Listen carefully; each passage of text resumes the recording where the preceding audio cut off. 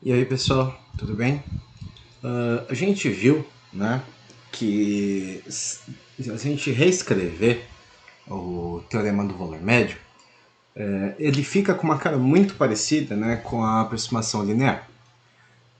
E aí é natural que a gente pergunte, né, qual é a diferença entre o Teorema do Valor Médio e a aproximação linear. Então, se a gente lembrar da fórmula da aproximação linear para um x tendendo a um valor a gente vai ter f de x, né, é aproximadamente o nosso um f de a, ok? Mais um f' de a vezes x menos a, ok? Isso é quando x é próximo de a. Se a gente definir, delta x,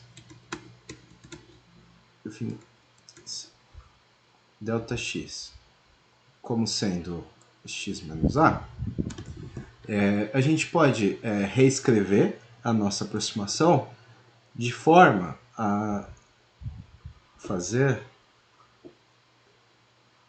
mantendo só as funções de um lado, e do outro lado um termo dependente da derivada, né?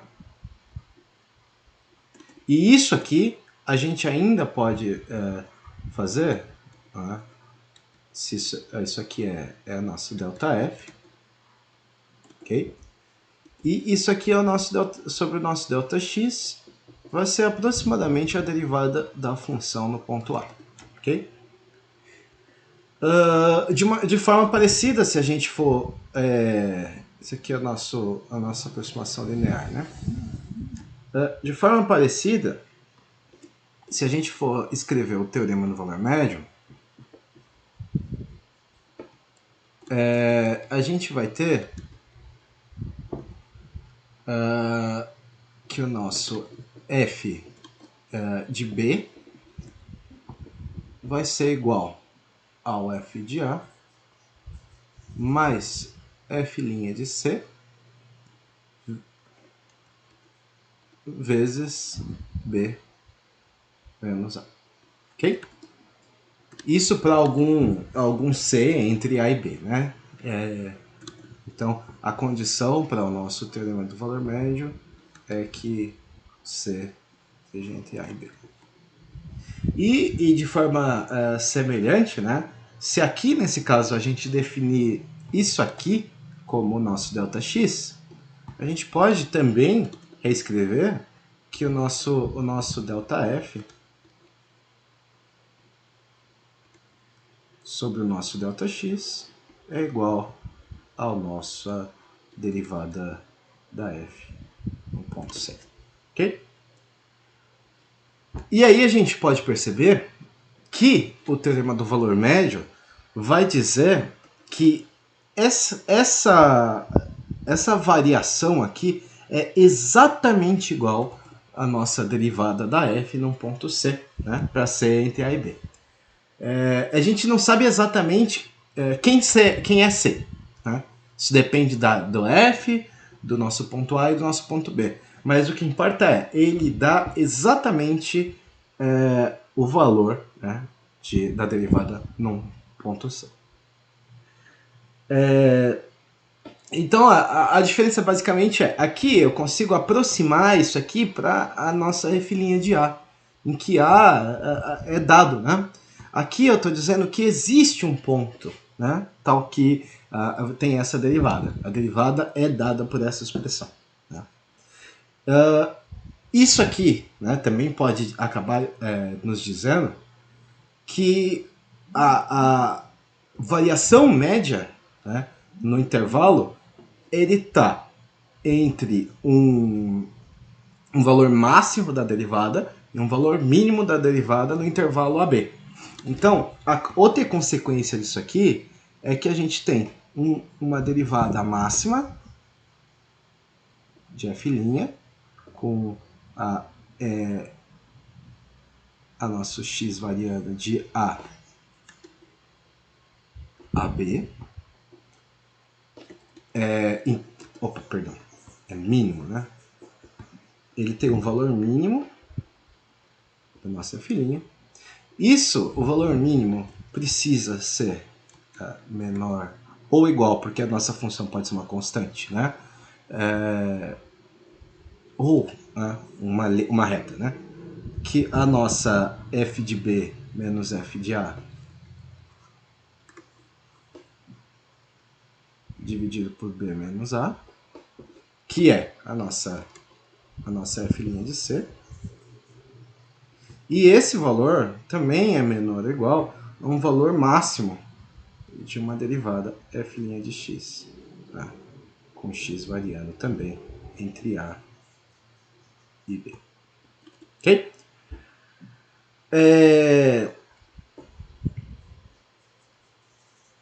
Então, o que o teorema do valor médio nos diz é algo que pode parecer óbvio, né? Que na nossa ideia, no nosso exemplo da nossa viagem, a velocidade média da nossa viagem vai ser algum valor entre o valor mínimo e o valor máximo da velocidade.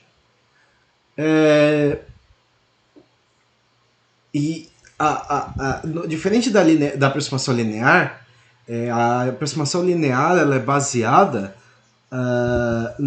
no pressuposto que a velocidade média é aproximadamente igual à velocidade inicial, ou também que possivelmente a velocidade final. Então a gente precisa ter essa condição de aproximação justamente porque ela dá a f' num ponto que a gente conhece. O teorema do valor médio diz que existe um ponto, mas a gente não sabe quem é esse ponto. A aproximação nos dá num ponto que a gente conhece. Tá? Aí, por exemplo, se a gente tiver, né, a condição, eu tenho uma função e a minha função ela é e elevado a x. Isso aqui a gente viu que pode ser aproximado por 1 sobre x na nossa aproximação linear. Tá?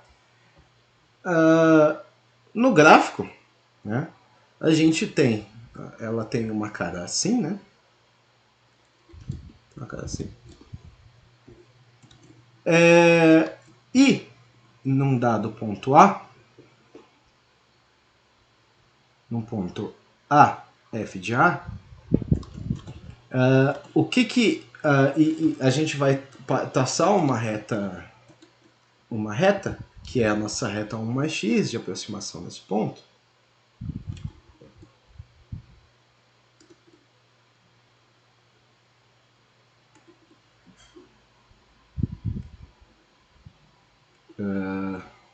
Para traçar a reta tangente vai ser difícil. Aí. E essa reta aqui vai ser a nossa... a reta vai ter a equação da nossa aproximação linear, né? f de a mais f' de a vezes x menos a. Ok? Então, a nossa aproximação linear ele dá um valor aproximado aqui perto, mas se a gente for verificar num valor longe, se eu quiser saber a velocidade nesse ponto, nesse outro ponto x, f de x, essa aproximação vai ter um erro muito mais significativo, né? Ela desvia, né? Esse é o problema da nossa aproximação, ela dá um valor num ponto que a gente conhece, né?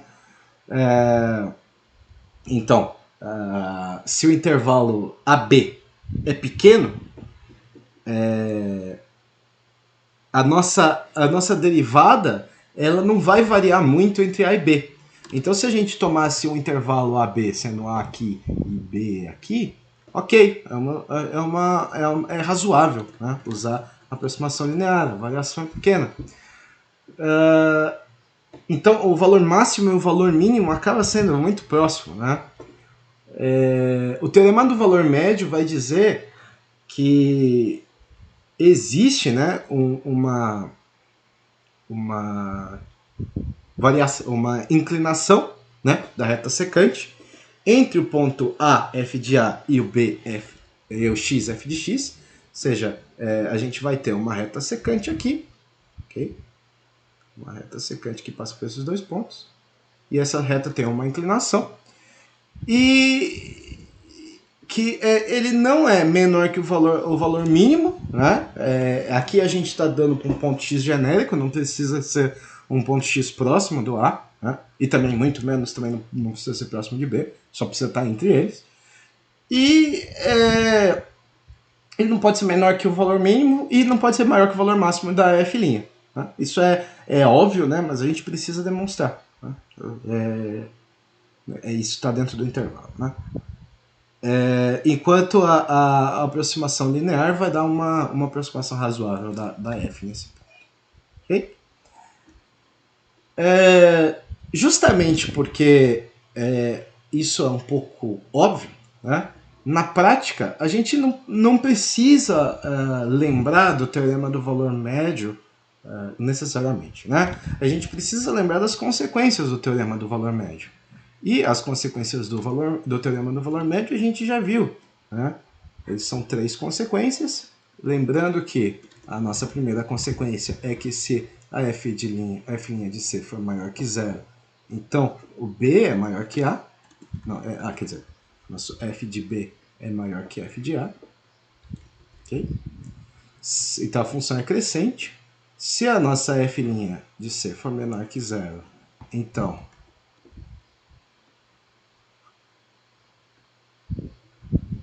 a nossa f de B é menor que a nossa f de A. E se a nossa f' de C for igual a zero, então a nossa f de B é igual à nossa f de A. Ok? Então eu vou usar alguns exemplos, né? Vou querer mostrar alguns exemplos, comparando a função e elevado a x com as suas aproximações lineares e quadráticas. Ok? Então, o primeiro exemplo é o seguinte: eu quero mostrar que a nossa função e elevado a x é maior que a nossa aproximação linear para x maior que zero. A gente viu, né? A gente viu no gráfico, né? Que a reta está sempre abaixo da curva, né? Então, né? Usando o teorema do valor médio, o que a gente está querendo? A gente está querendo mostrar, primeiro, que a gente tem uma função f de x e que essa função f de x é e elevado a x menos 1 mais x. Ok? E isso aqui sempre é maior que zero. Então, é isso. É simplesmente isso. A gente sabe que o nosso f de zero é o quê? E elevado a zero menos 1 mais zero. Ok? E isso aqui, né, é zero. Desculpa. Não, é isso mesmo. É zero. E né, a nossa derivada da f, qual que é a nossa derivada da f aqui? A nossa derivada da f é e elevado a x menos x, ou menos 1. Ok? Quando x é positivo, né, para x maior que zero, a nossa f' de x também sempre vai ser positiva. Porque para qualquer e elevado a x com x maior que zero, e elevado a x é maior que 1. Tá? Então aqui a gente vê que essa derivada sempre vai ser positiva. Okay? Para x maior que zero. E a gente sabe que se a derivada da x for maior que zero, em um intervalo em que a f de x é crescente, né, nesse intervalo, a gente pode concluir imediatamente que a nossa f de x com x maior que zero é maior que f de zero. Isso aqui, eu estou pegando dessa condição aqui, da primeira. Ok? Isso para x maior que zero. Então, em outras palavras, a nossa função e elevado a x menos a nossa 1 mais x é maior que zero. E qual é a condição para isso acontecer? A condição para isso acontecer é que e elevado a x seja maior que 1 mais x. Então, ok, sem mistério, a gente conseguiu provar. E agora eu quero fazer a mesma coisa, só que eu quero provar que a minha função e elevado a x também é maior que a nossa aproximação quadrática. 1 mais x quadrado sobre 2. Para a condição em que o nosso x é maior que zero. Okay? A gente sabe que esse valor é maior, né? Que ele sempre, né, vai ser maior que o 1 mais x, justamente porque esse termo quadrático sempre vai ser positivo, então esse valor sempre vai ser maior. Então é natural que a gente pergunte, já que ele é maior, né, será que ele não é maior que a nossa função inicial, a elevado a x? Mas a questão ele não é. Né? Ele é menor que o valor de elevado a x. Então agora a gente quer uma segunda função. Agora, o procedimento é o mesmo. Eu vou definir uma função g de x, em que a g de x vai ser 1 menos a nossa aproximação quadrática. Ok? Sem mistérios. E fazer a mesma coisa que antes. Né? A gente sabe que o nosso g de 0 é igual a e elevado a 0 menos 1 mais 0 quadrado sobre 2. Ok? Isso aqui dá 0 também. E a nossa g' de x é e elevado a x menos,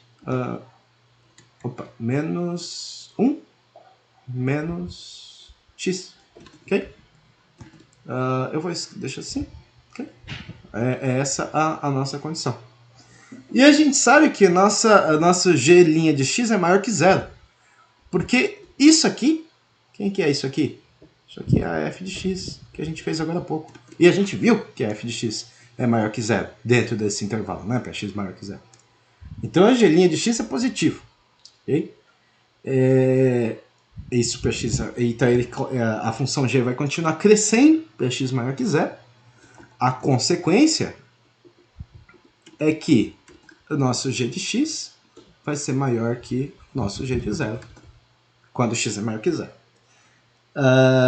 A consequência é que, obviamente, né, se isso aqui é maior que zero, a próxima consequência é que realmente e de x é maior que a nossa aproximação quadrática. Ok? E a gente pode continuar fazendo isso para uma série de temas, né? A gente pode acabar mostrando também, né, que o e de x vai ser maior que o nosso 1 mais x quadrado mais sobre 2 mais x ao cubo sobre 3 fatorial. E a gente pode também escrever isso numa soma infinita.